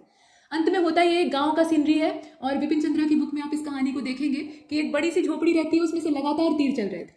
अंग्रेजों की हिम्मत नहीं हो रही थी कि उसके पास जाएं। जब अंत में तीर चलना रुकता है, जितनी गोलियां चलती हैं उतने तीर चलते हैं। जब तीर चलना रुकता है तो वो वहाँ जाते हैं और जो झोपड़ी का खड़पच्ची वाला दरवाजा होता है उसको खोलते हैं, तो अंदर देखते हैं कि सारी लाशों का ढेर लगा हुआ है। सारे जितने हथियारबंद लोग थे वो मारे गए हैं। एक बूढ़ा संथाल तीर कमान लेकर साध के बैठा हुआ है, और जैसे ही दरवाजा खुला वो सामने वाले को शूट कर देता है। तो इस तरह का जुझारूपना इनके अंदर था। तो संथाल रिबिलियन, और ये ट्राइबल रिबिलियन था। सिद्धू और कानू, इसके अलावा 4 भाई ये थे, चांद और भैरव। तो सब मिलकर यहाँ लीडर बन जाते हैं।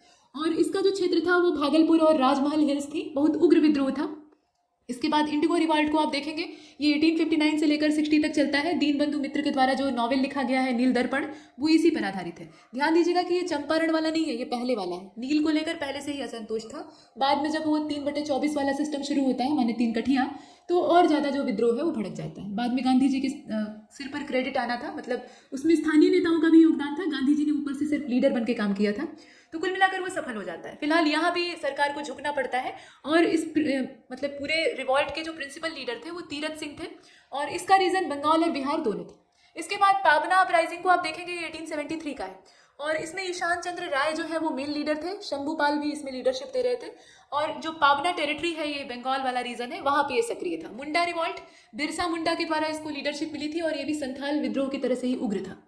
ठीक है, राजमहल हिल्स और पूरा छोटा नागपुर का जो एरिया है, मतलब झारखंड सिंह भूमि, वहाँ पर ये फैला हुआ था। और 1893 से लेकर ये 1900 तक बहुत ही तेज रफ्तार में चलता है, जब तक बिरसा जिंदा रहते हैं और पकड़े नहीं जाते हैं। उन्होंने कहा, मतलब एक दिन उन्हें वैसे देखा जाए तो बिरसा जो है वो बड़े ही प्रतिभाशाली युवक रहते हैं, और एक सुबह वो सारे आदिवासियों को इकट्ठा करते हैं और कहते हैं कि मुझे सपना आया, और ठाकुर जी ने, मतलब भगवान विष्णु ने, मुझे सपने में दर्शन देके गाइड किया है कि भाई तुम इसमें आगे आगे लीड रोल करो, मतलब तुम मेरे माध्यम हो, तुम मेरे दूत हो, और तुम्हारे माध्यम से मैं इन लोगों को आज़ाद करना चाहता हूँ। तो जनता जो है वो भगवान का नाम सुनते ही इनके पीछे हो जाती है, और इनका व्यक्तित्व जो था वो प्रभावशाली था, तो ये अंग्रेजों से भिड़ जाते हैं। अंत में इन्हें गिरफ्तार कर लिया जाता है, और वहाँ पे डायरिया इन्हें हो जाता है जेल में, और इनकी डेथ हो जाती है। तो ये है, और इसे उलगुलान भी कहा जाता है। ठीक है, ये जो उपद्रव होता है ना, मुंडा विद्रोह जिसे कहते हैं, ये उलगुलान के नाम से जाना जाता है। महान उपद्रव का तात्पर्य है, मतलब भयंकर उथल पुथल इसमें भी मचती है। जो मुंडा आदिवासी थे वो हिंसक हो जाते हैं, और मुंडा के द्वारा, मतलब बिरसा मुंडा के द्वारा खुद को मैसेंजर ऑफ गॉड कह दिया जाता है, तो लोग इनके पीछे चलते हैं। और इसके अलावा आप देखें कि इनके स्पिरिचुअल गुरु जो थे वो आनंद पनर थे, और बिरसा मुंडा को वो गाइड करते थे। तो इस तरह की बहुत सारी बातें हैं। कुल मिलाकर आप इसमें डेट याद रखेंगे, और जो मुख्य मुख्य चीज़ें, जैसे उलगुलान शब्द का मतलब क्या होता है। अच्छा, ताना भगत मूवमेंट जो है वो क्या है, तो 1914 का ये है, 1914-15 में चलता है, और जतरा भगत और बलराम भगत के द्वारा इसको लीडरशिप दी जाती है। छोटा नागपुर वाला एरिया इसका रहता है। मोपला रिबिलियन को आप देखें तो 1921-22 का है, और अली मुसलियार के द्वारा इसको लीडरशिप दी जाती है। मालाबार रीजन इसका होता है टोटल, और लोकल जो टेनेंट थे वो मुस्लिम थे, और जो लैंडलॉर्ड थे वो हिंदू थे, और इसी को लेकर असंतोष था, क्योंकि लैंडलॉर्ड हमेशा बदनाम होते थे कि वो लगान वसूलते हैं, और वो वसूलते भी थे। तो ऐसे में असंतोष होता है। इसके बाद तेभागा आंदोलन को आप देखेंगे, मोपला के ठीक नीचे है, और तेभागा आंदोलन 1946 का है, बाद वाला है, ये काफ़ी बाद वाला है। और the main leader of this movement were Kamparam and Bhuvan Singh. Bhavan Singh या भुवन सिंह इन्हें कहा जाता है, और कंपाराम इसमें मेन लीडर थे। इसका भी जो रीजन है वो बंगाल था। इसके बाद रंपा विद्रोह जो है, इसको अगर देखा जाए, रंपा रिवॉल्ट, तो इसका जो रंपा हिली रीजन है वहाँ पर ये होता है। और ये रंपा हिल्स कहाँ पे है, ये आंध्र प्रदेश में पड़ती है, गोदावरी डिस्ट्रिक्ट जो है। नॉर्थ पोर्शन उसका। This revolt of tribe took place against the exploitation of money lenders and forest law. अंग्रेजों का जो फॉरेस्ट लॉ था उससे ये असंतुष्ट थे, उसके अलावा जो मनी लेंडर्स थे वो इन्हें परेशान कर रहे थे। हाउस रिवॉल्ट जो है वो क्या है 1821 से लेकर, माफ कीजिए 1820 से लेकर 21 तक चलता है। और संथाल सब डिवीज़न जो था वहाँ पे ये फिर से एक बार होता है, संथाल रिवॉल्ट की जो जगह रहती है वहीं पर होता है। इसके बाद आगे चलते हैं, भील रिवॉल्ट को देख लीजिए, यहाँ पे 1812 से लेकर 1819 तक ये चलता है। और आदिम ट्राइब जो भील हैं, पुरानी जनजाति है, प्राचीन है ही है, तो इनकी जो कम्युनिटी है ये वेस्टर्न कोस्ट में रह रही थी, खानदेश वाला जो एरिया था, और वहीं पर ही अंग्रेजों के खिलाफ विद्रोह करते हैं।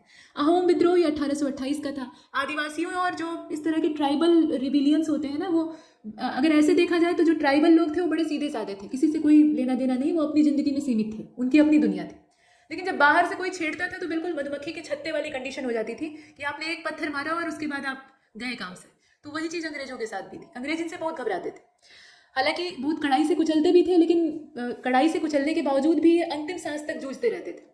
इसके बाद देखिए ताना भगत, तो ताना भगत वाला जो है ये 1914 का है, छोटा नागपुर वाला रीजन है। और ओराओं नाम की जो ट्राइब है वो इसमें इन्वॉल्व रहती है, जात्रा भगत और बलराम भगत। और इसके अलावा जो देवमेनिया भगत थे वो इसमें शामिल थे। तो इस तरह के भगत लोग इस आंदोलन में जुड़े हुए थे। और खैरवार आदिवासियों का जो विद्रोह था वो 1874 का है, पुराना है। खैरवार आदिवासियों का आंदोलन ये भगीरथ माझी के नेतृत्व में शुरू होता है। भगीरथ माझी इसके लीडर रहते हैं। 1874 में जो संबलपुर गद्दी के दावेदार सुरेंद्र साई हैं, उन्होंने यहाँ पर इस रिवॉल्ट को नेतृत्व मतलब अपना लीडरशिप दिया था। तो ये सब आप यहाँ पे एक साथ देख रहे हैं। अब हिंदी के कुछ विलोम शब्दों को देख लेते हैं। तो यहाँ पर कॉलम बने हैं, जैसे कि पीछे आपने विलोमों को देखा था, ये पार्ट वाइज हम लोग देख रहे थे। तो शब्द दिया है, विलोम दिया है। भव्य का होता है साधारण, और भाग्य का होता है विलोम अभाग्य। भाग्यवान का होता है अभागा, बदकिस्मत और हतभाग्य, तीनों हो सकता है। भारी का हल्का और भारी भरकम का हल्का फुल्का होता है, विलोम आप देख लीजिए। भाव का अभाव, कुभाव, दुर्भाव, तीनों हो सकता है। जो मिल जाए आपको विकल्प में उसको चुन लीजिएगा। भावनीय का अभावनीय, भिन्न का अभिन्न और भीतर का बाहर। भीतर का बाहर फिर से आ गया, भीतरी का बाहरी आप जानते ही हैं। भूत का भविष्य होता है, ध्यान दीजिए, भूत का वर्तमान कभी नहीं होता, भूत का भविष्य। भूतपूर्व का अभूतपूर्व हो सकता है। भेद्य का दुर्भेद्य और अभेद्य दोनों हो सकता है, जो मिल जाए विकल्प में वहाँ वैकल्पिक उत्तर आपको देने हैं ना। और भोगी का योगी होता है, भोग्य का अभोग्य और भोज्य का अभोज्य होता है। भौतिक का आध्यात्मिक, भ्रांत का निर्भ्रांत, मंगल का अमंगल, मंगलकारी का अमंगलकारी। इसी प्रकार से मंद का द्रुत हो जाएगा, मंद मतलब धीमा, द्रुत मतलब तेज। मजेदार का बेमजा हो जाएगा, और मत्त का अमत्त हो जाएगा। मधुर का कटु, अमधुर या फिर कर्कश, तीक्ष्ण, ये सब हो सकता है। मनुज का धनुष हो जाएगा, मनुष्य का पशु हो जाएगा। मर्यादित का अमर्यादित, मलिन का निर्मल, और मसृण का रुक्ष। मसृण मतलब होता है मुलायम, रुक्ष मतलब रूखा। महत का लघु हो जाएगा, महत्ता का लघुता हो जाएगा। और महत्वपूर्ण का क्या होगा, अमहत्वपूर्ण, गौड़ या फिर असार, तुच्छ, जो मिल जाए विकल्प में। महात्मा का दुरात्मा, महान का तुच्छ, मान का अपमान। मानव का दानव, मानवता का नृशंसता, और मानवीय का अमानवीय। मान्य का अमान्य, मार्जित का अमार्जित, मितव्ययिता का अमितव्ययिता, और मित्र का शत्रु। मिथ्या का सत्य हो जाएगा, और मिलन का विच्छेद और विछोह दोनों हो सकता है। ये आपने यहाँ पर एक क्रम से देखना शुरू। सैद्धांतिक का असैद्धांतिक हो जाएगा, सौभाग्य का दुर्भाग्य, और सौम्य का उग्र होता है, वैसे असौम्य भी हो सकता है। उपसर्ग लगाकर आप बना सकते हैं। स्खलित का अस्खलित, स्तब्ध का अस्तब्ध, और स्तुति का निंदा हो सकता है। ठीक, इसके बाद स्तुत्य का निंद्य, जैसे निंदा वहाँ विलोम था वैसे यहाँ निंदे हो जाएगा। स्थायी का अस्थायी, अस्थानापन्न, स्थावर का जंगम। स्थिर का चंचल, स्थिर चित्त का अस्थिर चित्त, स्थैर्य का अस्थैर्य, स्वार्थ का परमार्थ, स्निग्धता का अस्निग्धता, और स्पर्धा का सहयोग। ठीक है, स्पर्धा मतलब आप प्रतियोगिता कर रहे हैं दूसरे से आगे निकलने की, और सहयोग मतलब आप उसे मदद कर रहे हैं। स्पष्ट का अस्पष्ट, इसीलिए कंपटीशन में सहयोग का कोई स्थान नहीं होता है। आप अपने कंपटीटर को सहयोगी अगर मतलब सहयोग दे देंगे तो निश्चित रूप से वो आपसे आगे निकल सकता है, तो ये खतरे से खाली नहीं। स्पष्ट का अस्पष्ट, स्पष्टता का अस्पष्टता, स्पृश्य का अस्पृश्य, और स्फुट का क्या होता है, अस्फुट होता है। यहाँ आप देख रहे हैं, या ये नीचे वाला आपने देखा। स्मरण का विस्मरण होता है, स्मरणीय का विस्मरणीय। स्याह का सफेद, स्याह मतलब काला होता है। स्वच्छ का अस्वच्छ, स्वच्छता का अस्वच्छता। परतंत्र मतलब स्वतंत्र और परतंत्र आपस में विलोम है, तो वैसे ही स्वतंत्रता और परतंत्रता है। स्वदेश का परदेश, विदेश दोनों हो सकता है। स्वदेश का विदेश ज्यादा सही है। इसके अलावा स्वर्ग का नर्क होता है, स्वधर्म का परधर्म होता है। स्वल्पायु का चिरायु होता है, चिरायु मतलब ज्यादा समय तक जीने वाला, दीर्घजीवी। स्वर्गीय का नरकीय होता है। स्वस्थ का अस्वस्थ, रुग्ण या बीमार हो सकता है। स्वस्थता का अस्वस्थता। इसी क्रम में स्वाधीनता का पराधीनता होता है, गुलामी भी आप लिख सकते हैं। स्वाभाविक का अस्वाभाविक, और स्वामी का दास होता है, भृत्य सेवक भी हो सकता है। स्वार्थी का परार्थी, स्वावलंबी का परावलंबी। स्वास्थ्यकर का अस्वास्थ्यकर, स्वीकार्य का अस्वीकार्य, स्वीकृत का अस्वीकृत। स्वीकार करने का अस्वीकार करना होता है, स्वीकृति का अस्वीकृति होता है। हंसने का रोना हो जाएगा, और हत का आहत हो जाएगा। इसके बाद आप हथियारबंद का देखें, निहत्था होता है। हमदर्द का बेदर्द होता है। हयादार का क्या होगा, बेहया हो जाएगा। और हर्ष का विषाद होता है, हल्का का भारी। हल्का फुल्का का भारी भरकम, हानि का लाभ, हार का जीत, हास्यास्पद का रुदन। और हिंसक का अहिंसक, हिंसा का अहिंसा, हित का अहित, हितकर का अहितकर, और इसी क्रम में आप आगे चलें। होनी का अनहोनी, ह्रस्व का दीर्घ और ह्रास का वृद्धि। तो यहाँ तक हमने कंप्लीट किया है। इस मॉड्यूल में इतना ही। तब तक के लिए नमस्कार।